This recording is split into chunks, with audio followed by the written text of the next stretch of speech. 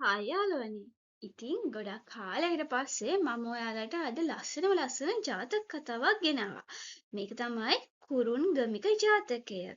ඉතින් සැබෑ යාළුවන් ගැන තමයි මේ කතාවෙන් කියවෙන්නේ. ඔයාලට ඉන්නවද ජීවිතේ දෙන්න උනත් ඉදිරිපත් වෙන යාළුවෝ? අපිට යාළුවෝ දහස් ගාණක් හිටියට අපිට ඇත්තටම කරදරයක් වුණාම ළඟ ඉන්නේ කීයෙන් කී දෙනාද? ඉතින් ඒ හින්දා අද අපි අරගෙන ආවේ බෞද්ධ සාහිත්‍යයෙන් ලස්සන කතාවක්. ඉතින් මේක යාළුවෝ තුන්දෙනෙක්ගේ කතාවක්. ඒ තමයි මුවෙක්ගෙයි, කෑරළෙක්ගෙයි සහ ඉබ්බෙක්ගෙයි පුදුමාකාර යාළුකමක් ගැන කියවෙන කුරුංගමික ජාතකය. ඉතින් වීඩියෝ එක ඉවර වෙනකම් බැලුවොත් ඔයාලට තේරෙයි ඇත්තටම කල්යාණ මිත්‍රයෙක් කියන්නේ කාටද කියලා. අතීතයේ බරණැස් නුවර ලස්සන විලක් තිබුණා. මේ විල ළඟ හරි අපූර්ව යාළුවෝ තුන්දෙනෙක් ජීවත් වුණා. ඉතින් මේ යාළුවෝ තුන්දෙනාගෙන් එක්කෙනෙක් තමයි කුරුංග නම් මුවා. අනිත් කෙනා තමයි ගහක ජීවත් වුණ කෑරලා. තුන්වෙනියා වතුරේ හිටපු ඉබ්බා. මේ තුන්දෙනා එක බත්පත බෙදාගෙන කෑවේ නැති වුණාට එකිනෙකාට බොහොම ආදරෙන් හිටියා. හැබැයි ඉතින් ඔන්න එක දවසක් මෙයාලට ලොකු කරදරයක් වුණා. දඩයක්කාරයෙක් ඇවිත් මුවා වතුර බොන්න යන පාරේ ශක්තිමත් සම්පටියකින් ලොකු උගුලක් ඇටෙව්වා.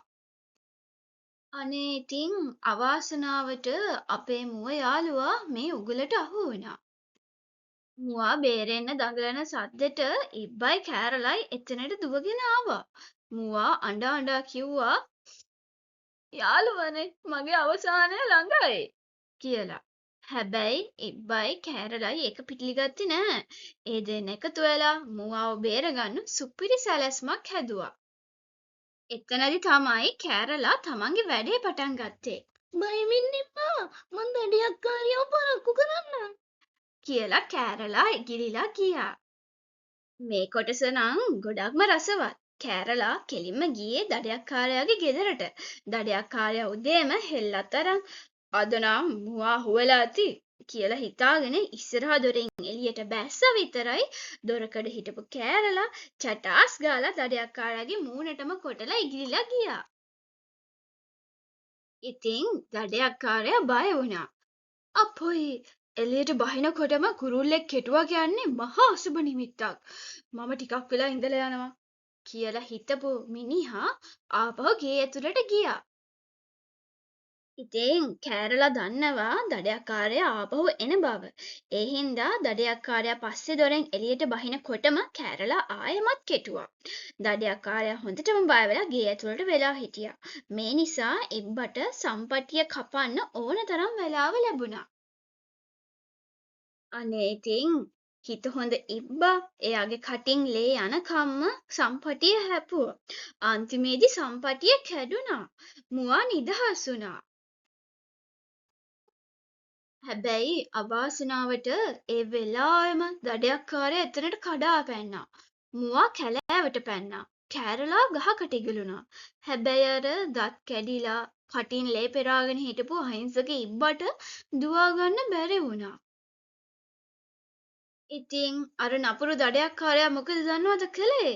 මුවා නැති කේන්තියටත් එක්ක ඉබ්බව මල්ලකට දාගත්තා. එතකොට අපේ මුව යාළුවා නිකන් හිටියේ නැහැ. එයා ආපහු ආවා. ඇවිල්ලා කකුලක් කැඩිලා වගේ දඩයක්කාරයාට පේන්න කොර ගගා යන්න ගත්තා. දඩයක්කාරයා හිතුවා මුවට දුවා ගන්න බෑ. මිනිහා ඉබ්බා දාපු මල්ල බිම දාලා ඊට පස්සේ මුවා පස්සේ පැන්නුවා. මුවා දඩයක්කාරයාව කැලේ ඈතට එක්කන් ගිහින් එකපාරට අතුරුදහන් වුණා. ඒ අතරේ ඉබ්බා මල්ලෙන් එළියට ඇවිත් වතුරට පැන්නා. බලන්න යාළුවනේ කෑරලාට ඕන නම් තිබුණා තමන්ට පියාපත් තියෙන නිසා එගිලිලා යන්න. මුවාට ඕන නම් තිබුණා ඉබ්බා අහු වුණාම මම බේරුණානේ කියලා දුවන්න. ඒත් ඒ අය එහෙම කළේ නැහැ.